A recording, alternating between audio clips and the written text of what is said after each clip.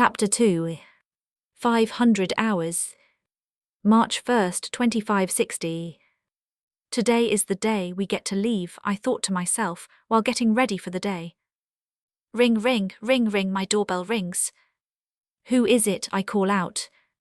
It's Phoebe, silly, I'm here to help you get ready.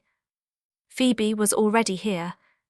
Up earlier than me and already dressed for the occasion, she's amazing, I thought to myself. I press the buzzer to open the door, and she comes into my quarters. Where's your bunk mate? She asked. They left 6 rotations ago, remember, I responded. They were part of the Polaris project. Oh, I didn't hear about the Polaris project. What is it? She asked me. Their mission is to go to Earth. It's a black project. Essentially, they were sent to their deaths. No one in the Polaris project has ever come back, I explained. Sounds fun and dangerous, she said. Death doesn't sound fun, I replied. You've always been so pessimistic. Why can't you be optimistic for once in your life? She asked jokingly. I'm optimistic enough to take on this mission, I replied sarcastically. Well, we got about 20 minutes until soft change alarm. What do you want to do? She asked. We can't do anything. There's 20 minutes until we have to go to the Artemis for check-in and do our takeoff protocols, I replied. The mess hall is on our way, let's grab a coffee, she said.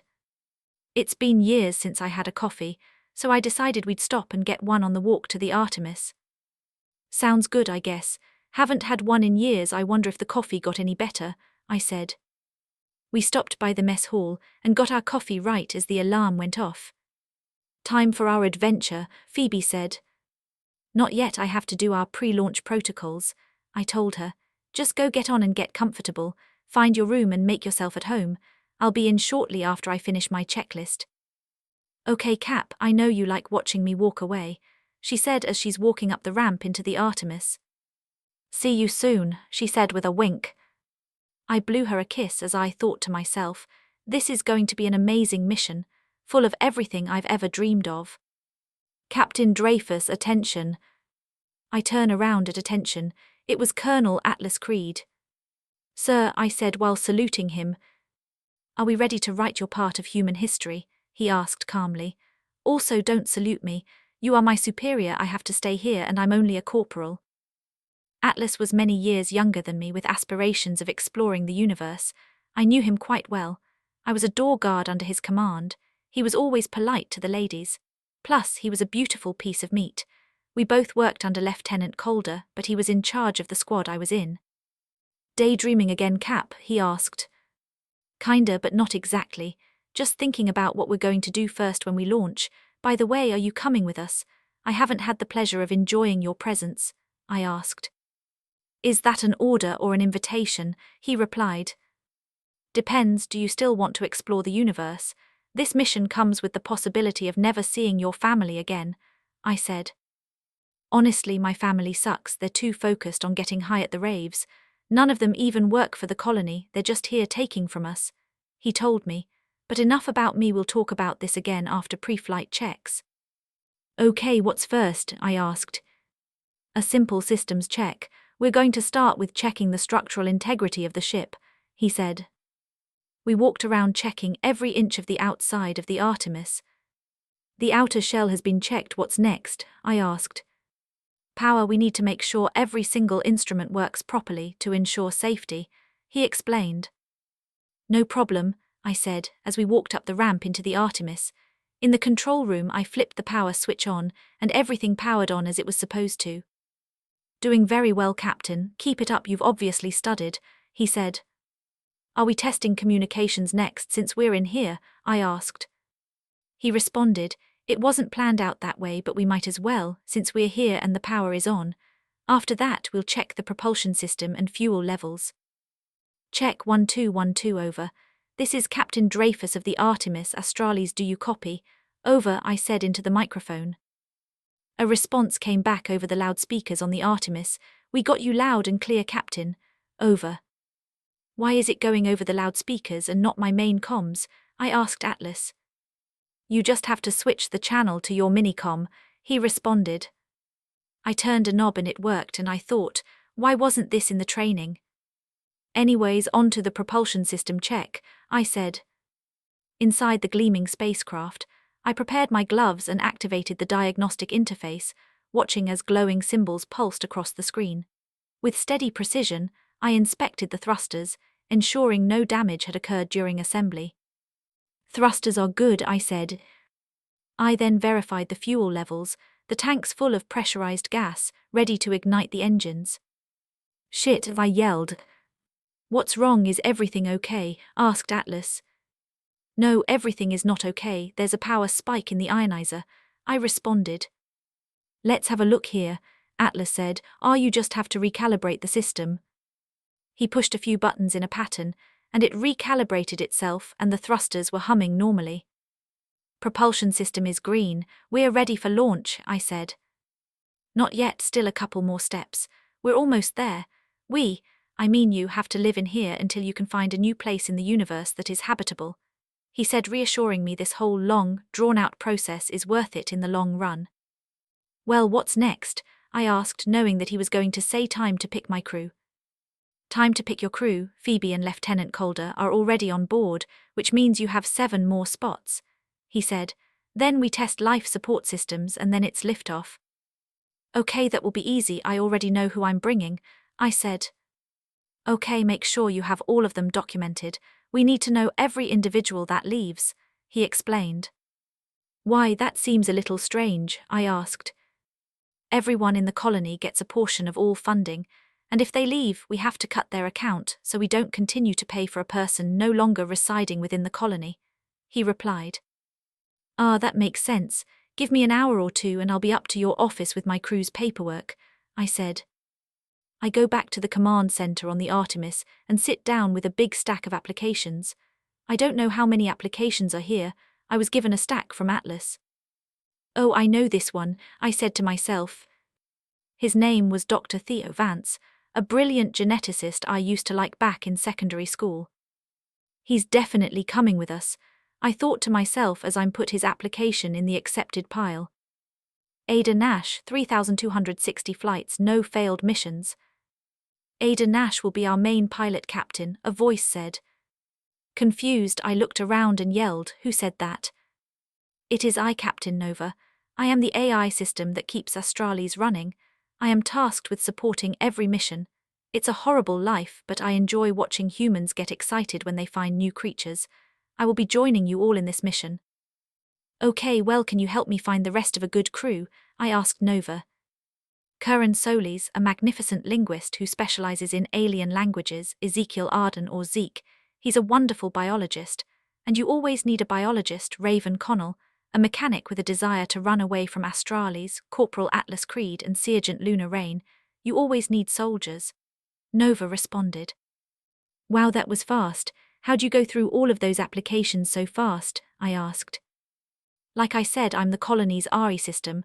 I know every bit of data that has come through the processing system, Nova responded. Yeah, good point, I said.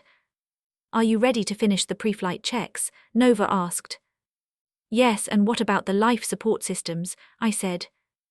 You don't have to worry about that, I'm the life support system, so we're good for loading up and countdown, Nova said. Go ahead and call out the crew, we'll start the countdown in 1 hour, I told Nova. Nova called out over the loudspeakers of the Astralis, all crew members selected for the Polaris Initiative, please report to the Artemis.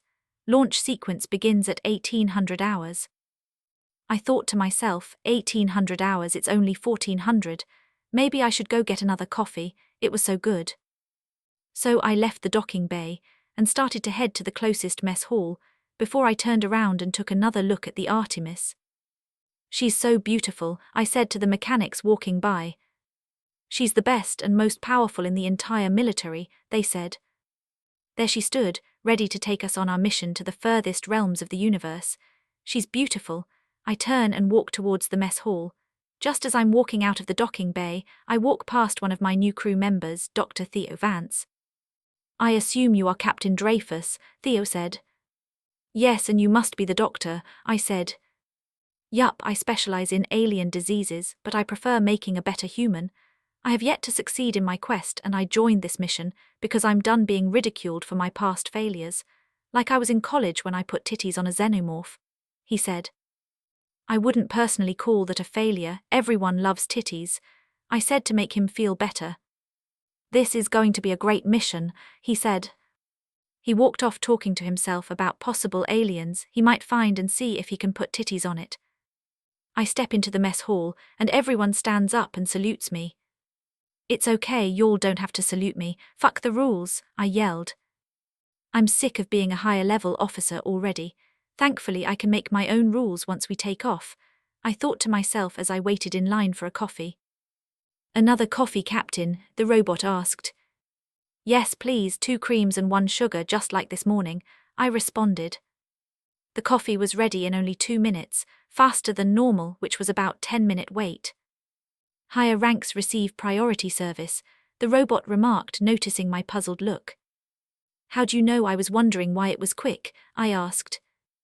It's in my programming. I can scan your facial movements, and through my processing algorithm, I can determine the most likely scenario you may be thinking, he responded. That's cool, can Nova do that? I asked. Then the robot stood up, and like a soldier saluted and yelled. Yes, Nova can do everything. I wondered if the robot could not speak negatively of Nova, as I drank my coffee before walking back to my new home. About an hour or so went by and my coffee got cold. I just couldn't stop thinking about all the different planets or galaxies we may come across, so I got up, finished my coffee and walked back to the Artemis. As I stepped onto the observation deck, my breath catches at the sight of the Artemis, the crown jewel of the military.